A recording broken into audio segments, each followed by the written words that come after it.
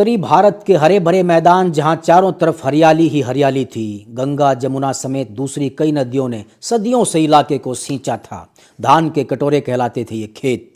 इन हरे भरे मैदानों में चरते दूध देने वाले पशुओं और खेतों की वजह से हिंदुस्तान समृद्ध था। चारों तरफ खुशियों भरा वातावरण हुआ करता था। इसी इलाके में पुराने वक्त से ही शान से बसी हुई थी दिल्ली, जिसको हमेशा राजधानी होने का गौरव मिलता रहा है। सन 1193 में दिल्ली को भाग्य ने हिंदू साम्राज्य से छीनकर तुर्कों के अधीन कर दिया और दिल्ली सल्तनत की शुरुआत हुई। ये सल्तनत वक्त के साथ आगे बढ़ती रही। फिर आए फरगना और समरकंद से मुगल।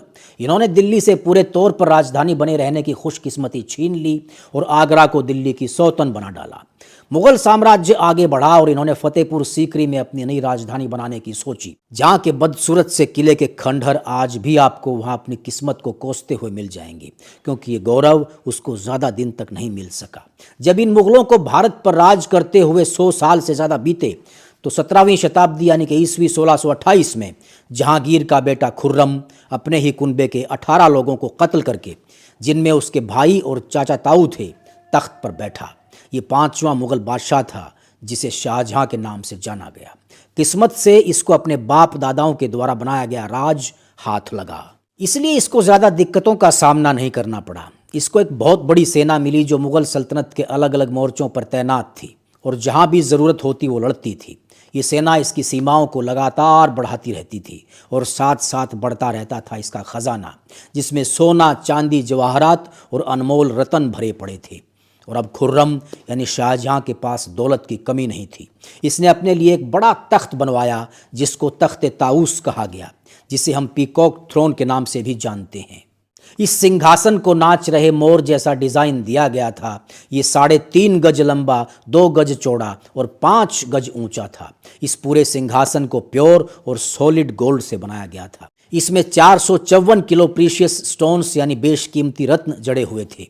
इन बेशकीमती हीरे जवाहरातों के ऊपर डिज़ाइंस और कसीदाकारी करने के लिए सैकड़ों कारीगरों ने लगभग 7 साल तक काम किया था।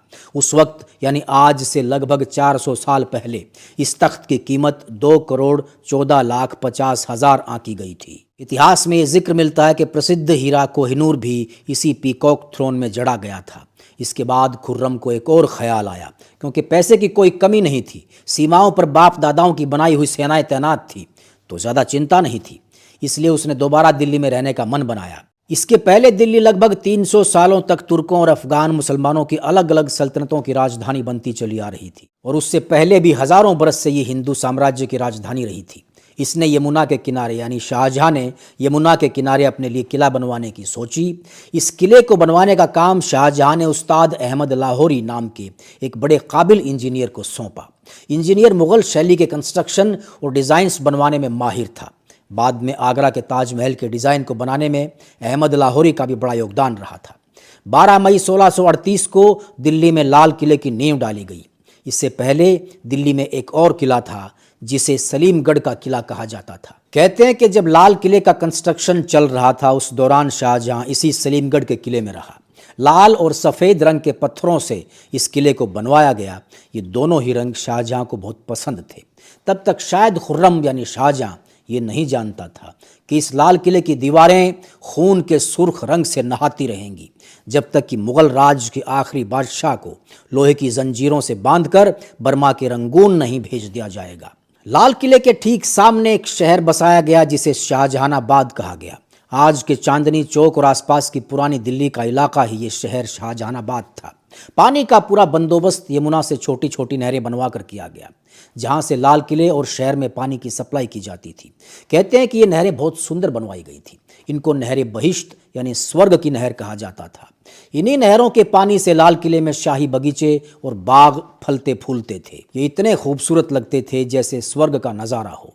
हालांकि वक्त बदलता रहा और वो वक्त भी आया जब शाहजहां के वंशजों का लहू भी इन्हीं नहरों में बहता हुआ देखा गया। कई जगहों पर जिक्र मिलता है कि शाहजहां ने नया किला नहीं बनवाया था, बल्कि यहाँ पर पहले से ही किला बना हुआ था जो वक्त के साथ टूटकर खंडहर हो गया था और ये हिंदू साम्राज्य के वक्त में बना था। शाहजहां ने उसको सिर्फ रेनोवेट करवाया था, जिसे आज लाल किले के रूप में हम देखते हैं। 6 अप्रैल 1648 को ये किला बनकर तैयार हुआ। अपने पूरे लाव लश्कर के साथ शाहजहां किले में पहुंचा और उसी दिन से लाल किले की लाल दीवारों पर खून के छींटे पड़ने की शुरुआत हो गई।